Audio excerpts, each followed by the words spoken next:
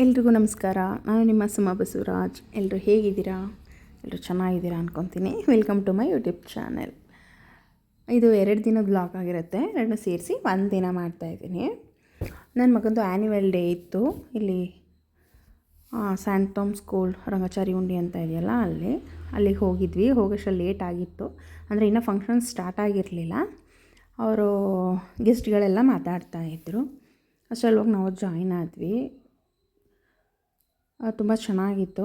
ಎಲ್ಲ ಸ್ಕೂಲ್ಗೆಲ್ಲ ಹೊರಗಡೆಯಿಂದ ಎಲ್ಲ ಲೈಟ್ ಅರೇಂಜ್ಮೆಂಟ್ಸ್ ಎಲ್ಲ ತುಂಬ ಚೆನ್ನಾಗಿ ಮಾಡಿದರು. ನಮಗೂ ಇಷ್ಟ ಆಯಿತು. ಆದರೆ 2,000 ಒಬ್ಬ ಮಗುಗೆ ಅಂದರೆ ನಮಗೆ ಗಾಬರಿ ಆಗೋಯಿತು. ಏನು ಮಾಡೋಕ್ಕಾಗಲ್ಲ, ಕೊಡಬೇಕು. ಸ್ಕೂಲಲ್ಲಿರೋ ರೂಲ್ಸ್ ಅಲ್ವಾ. ಈ ಹುಡುಗಿ ತುಂಬ ಚೆನ್ನಾಗಿ ಡ್ಯಾನ್ಸ್ ಮಾಡ್ತಾಯಿತ್ತು. ಅಂದರೆ ಪೇರೆಂಟ್ಸ್ ಎಲ್ಲ ಕೂತಿರ್ತೀವಲ್ಲ, ಅಲ್ಲಿ ಮಧ್ಯದಲ್ಲಿ ಒಂದು ಟೇಬಲ್ ಹಾಕಿ ಈ ಥರ ನಿಲ್ಲಿಸಿ ಡ್ಯಾನ್ಸ್ ಮಾಡ್ಕೊಂಡು ಆಮೇಲೆ ಸ್ಟೇಜಿಗೆ ಹೋಗ್ತಿದ್ರು. ಆ ಥರ ನೋಡಿ, ನನ್ನ ಮಗ ಕಾಂತಾರ ಮೂವಿದು ಸಾಂಗ್ಗೆ ಈ ಥರ ರೆಡಿಯಾಗಿದ್ದಾರೆ. ಇವರು ಅಷ್ಟೇ ಎಲ್ಲ ಮಧ್ಯ ಒಂದೊಂದು ಟೇಬಲ್ ಹಾಕಿ ಅಲ್ಲಿ ಒಬ್ಬೊಬ್ಬರು ನಿಲ್ಲಿಸಿದ್ರು. ಅಂದರೆ ಒಂದು 8-10 ಜನ ಮಕ್ಕಳುಗಳು ಇದ್ದರು ಅಲ್ಲಿ. ನೋಡಿ, ಅಲ್ಲಿ ಕಾಣಿಸ್ತಾ ಇದ್ರಲ್ಲ ಸುತ್ತ. ಇಲ್ಲಿಂದ ಸ್ಟಾರ್ಟ್ ಮಾಡಿ ಆಮೇಲೆ ಎಲ್ಲರೂ ಸೇರಿ ಸ್ಟೇಜ್ಗೆ ಡ್ಯಾನ್ಸ್ ಮಾಡ್ತಾ ಹೋಗೋದು.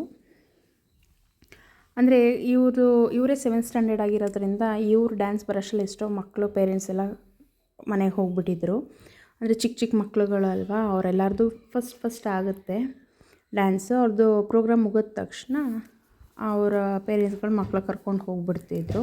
ಅಂದರೆ ಮಕ್ಕಳು ಮಲಗಿಬಿಡ್ತಾರೆ ಅಂತ ಹೇಳಿ. ನಾವು ಬರೋಷ್ಟರಲ್ಲೇ ಆಗಿತ್ತು 11 ಗಂಟೆ 12 ಗಂಟೆ ಮನೆಗೆ ಬರೋಷ್ಟರಲ್ಲಿ.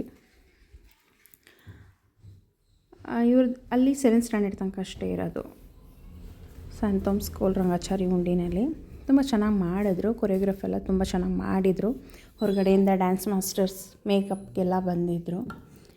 ತುಂಬ ಚೆನ್ನಾಗಿ ಮೇಕಪ್ಪು ಮಾಡಿದರು. ನಮಗೂ ಖುಷಿ ಆಯಿತು, ಇಷ್ಟ ಆಯಿತು. ತುಂಬ ದೊಡ್ಡ ಗ್ರೌಂಡು. ಹೊರಗಡೆಯಿಂದ ಲೈಟ್ ಅರೇಂಜ್ಮೆಂಟ್ಸ್ ಮಾಡಿದ್ದಾರೆ, ಲೈಟಿಂಗ್ಸ್ನ. ಒಳಗಡೆ ಏನೂ ಮಾಡಿಲ್ಲ. ಹೊರಗಡೆ ಎಂಟ್ರಿ ಆಗೋಕ್ಕೆ ಎಲ್ಲ ತುಂಬ ಚೆನ್ನಾಗಿ ಮಾಡಿದರು, ಪಾರ್ಕಿಂಗ್ ಎಲ್ಲವೂ. ನನ್ನ ಮಗ ಡ್ಯಾನ್ಸ್ ಕೂಡ ಚೆನ್ನಾಗಿ ಮಾಡ್ದ.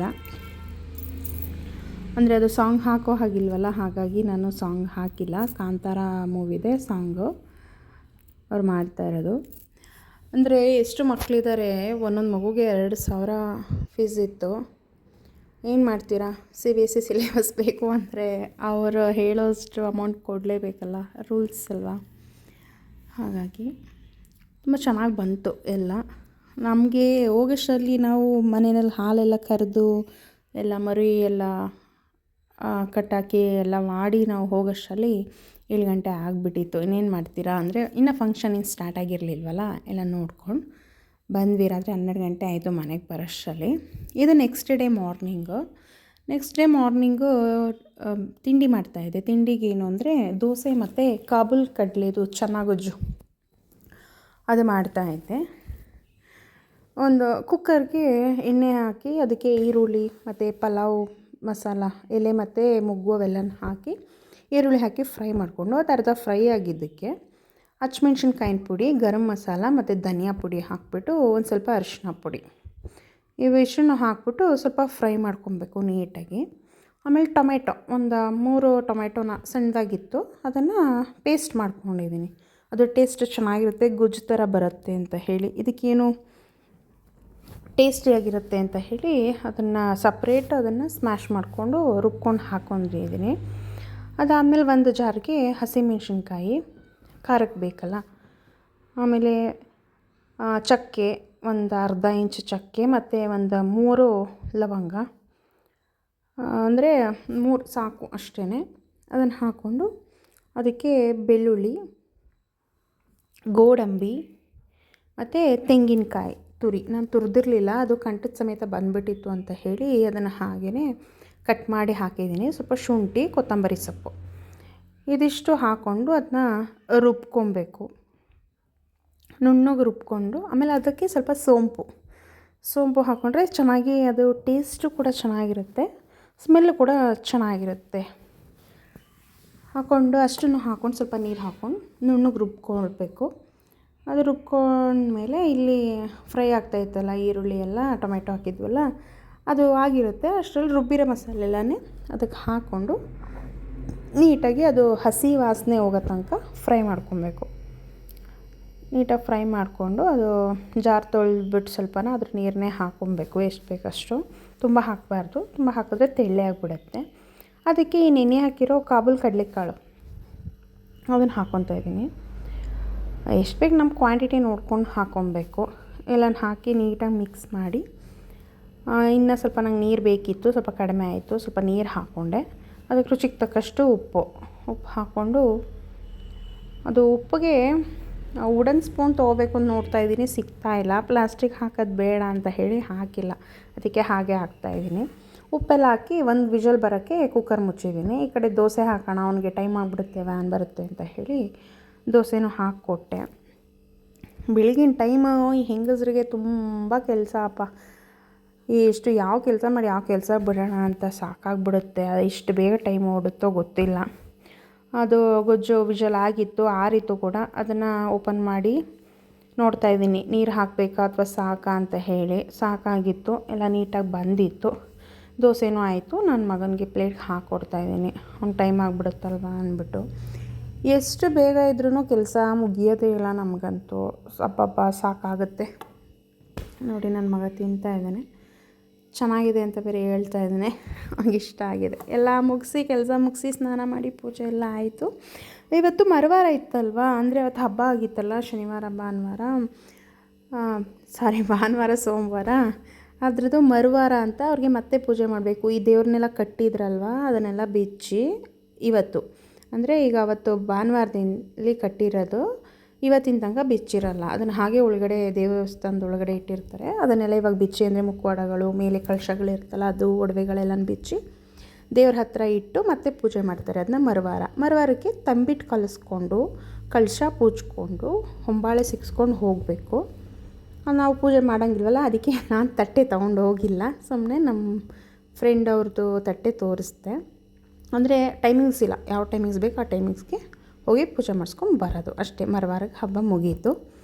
ಅದಾದಮೇಲೆ ಇಲ್ಲಿ ಯಮಾದ್ರಮ್ಮ, ಬನ್ನೂರಿನಲ್ಲಿ ಯಮಾದ್ರಮ್ಮ ಅವರು ವರ್ಷಕ್ಕೊಂದು ಸಾರಿ ಬರ್ತಾರಲ್ಲ, ವರ್ಷಕ್ಕೊಂದು ಸಾರಿ ದರ್ಶನ ಕೊಡ್ತಾರಲ್ಲ, ಅವ್ರ ದರ್ಶನ ಮಾಡೋಣ, ಹೋಗಿರಲಿಲ್ಲ ಅಂತ ಹೇಳಿ. ಅಂದರೆ ನಮ್ಮ ಹಬ್ಬದ ದಿನವೇ ಅದು, ಆ ಹಬ್ಬನೂ ಇರೋದ್ರಿಂದ ಹಬ್ಬದ ದಿನ ಹೋಗೋಕ್ಕಾಗಲ್ಲ. ಅದಕ್ಕೆ ನಮ್ಗೆ ಫ್ರೀ ಆದಾಗ ಯಾವಾಗಲಾದರೂ ಹೋಗ್ತೀವಿ. ನಾವು ತೇರಿನ ದಿನ ಹೋಗಿದ್ವಿ.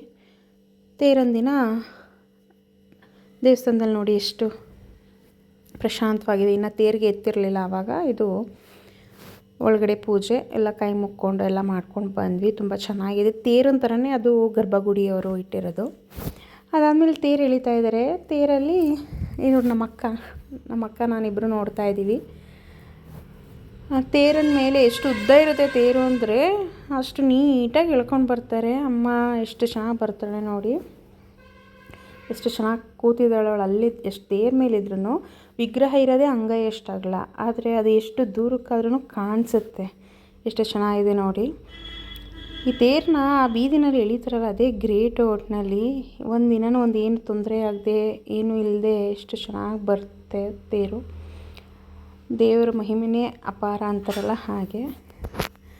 ನಮ್ಮ ಅಕ್ಕನ ಮಕ್ಕಳುಗಳೆಲ್ಲ ಇದ್ದಾರೆ ಅಲ್ಲಿ. ಅವರೆಲ್ಲ ವೀಡಿಯೋಗೆ ಬರಲ್ಲ, ಹಾಗಾಗಿ ಅವ್ರನ್ನ ನಾನು ತೋರಿಸಿಲ್ಲ. ನಮ್ಮ ಅಕ್ಕ ಮಾತ್ರ ತೋರಿಸಿದ್ದೀನಿ. ಎಲ್ಲ ನಿಂತ್ಕೊಂಡು ತೇರು, ನಾವು ಕೂಡ ಮಧ್ಯದಲ್ಲಿ ಸ್ವಲ್ಪ ಗ್ಯಾಪ್ ಇತ್ತು, ಅಲ್ಲಿ ನಾವು ಎಳೆಯೋಣ ಅಂದ್ಬಿಟ್ಟು ಇಟ್ಕೊಂಡು ಒಂಚೂರು ಅಲ್ಲಾಡ್ಸೋಕ್ಕಾಗಲ್ಲ. ಸುಮ್ಮನೆ ನಾವು ಎಲ್ಲರೂ ಎಳಿವಾಗ ಎಳೆದ್ರೇ ಎಳೆದ ಹಾಗೆ, ನಾವಂತೂ ಏನೂ ಮಾಡೋಕ್ಕಾಗಲ್ಲಪ್ಪ. ಆದರೆ ತುಂಬ ಖುಷಿ ಇರುತ್ತೆ ನೋಡಿ. ನಮ್ಮ ಭಾವ ತೇರಿನ ಮೇಲಿರ್ತಾರೆ, ನಮ್ಮ ಭಾವ ಗಂಟೆ ಬಾರಿಸ್ತಾ ಇರ್ತಾರೆ. ರೇಗಿಸ್ತಾ ಇದ್ದೀನಿ. ನಮ್ಮ ಭಾವ ವೀಡಿಯೋ ಮಾಡ್ತಾಯಿದ್ದಾಳೆ ಅಂತ ಜೋರಾಗಿ ಗಂಟೆ ಹೊಡಿತಾ ಇದ್ದಾರೆ. ಅವ್ರು ಯಾವಾಗಲೂ ಅಷ್ಟೇ ಅಲ್ಲಿರ್ತಾರೆ. ಆಮೇಲೆ ಇದು ಇನ್ನೊಂದು ದಿನದ್ದು ಅಂದರೆ ತೆಪ್ಪ. ತೇರಾದ ಮಾರನೆಗೆ ತೆಪ್ಪ ಮಾಡ್ತಾರೆ. ಅದು ಇಲ್ಲಿ ಮಾಕನಹಳ್ಳಿ ಅಂತ ಕೆರೆ ಇದೆ. ಆ ಕೆರೆನಲ್ಲಿ ಆ ತುದಿಯಿಂದ ಈ ತುದಿ ತನಕ, ಅಂದರೆ ಸುತ್ತ ಒಂದು 3-4 ಹಳ್ಳಿ ಅವ್ರು ಹೋಗಿರ್ತಾರಲ್ಲ, ಅವರೆಲ್ಲರಿಗೂ ಅಮ್ಮಂದು ದರ್ಶನ ಕೊಡ್ತಾರೆ. ಎಷ್ಟು ಚೆನ್ನಾಗಿ ಅಮ್ಮನ್ನ ತೆಪ್ಪ ಆಡಿಸ್ತಾ ಇದ್ದಾರೆ ನೋಡಿ. ಸುತ್ತ ಜನಗಳು ಬರ್ತಾರೆ. ಆದರೂ ಈ ದೇವರು ವರ್ಷಕ್ಕೆ ಒಂದು ಸರಿ ಬಂದ್ರೂ ಅಷ್ಟೇ ಮೆರೆದ್ಬಿಟ್ಟು ಹೋಗ್ತಾಳೆ ಅಮ್ಮ.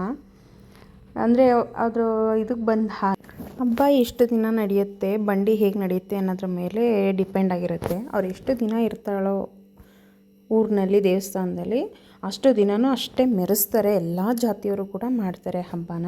ತುಂಬ ಚೆನ್ನಾಗಿರುತ್ತೆ. ಆಮೇಲೆ ತುಂಬ ಪವರ್ಫುಲ್ ದೇವರು ಕೂಡ ಇವರು ಕೂಡ. ಇವರು ನಮ್ಮ ಅಮ್ಮನಿಗೆ ಅಕ್ಕ ತಂಗಿ ಅಂತ ಹೇಳ್ತಾರೆ. ನಮ್ಮಮ್ಮ ಅಂದರೆ ಅದೇ ನಮ್ಮ ರಾಮಗಿರಿ ಅಮ್ಮನಿಗೆ. ಹಾಗಾಗಿ ಇದಾಗಿತ್ತು ಇವತ್ತಿನ ವ್ಲಾಗ್. ಎಲ್ರಿಗೂ ಇಷ್ಟ ಆಗಿದೆ ಅಂತ ಅಂದ್ಕೊತೀನಿ. ಪ್ಲೀಸ್ ಇನ್ನು ಯಾರು ಸಬ್ಸ್ಕ್ರೈಬ್ ಆಗಿಲ್ಲ ಸಬ್ಸ್ಕ್ರೈಬ್ ಮಾಡ್ಕೊಂಡು ವಿಡಿಯೋ ನೋಡಿ, ಲೈಕ್ ಮಾಡಿ, ಶೇರ್ ಮಾಡಿ, ಕಮೆಂಟ್ ಮಾಡಿ.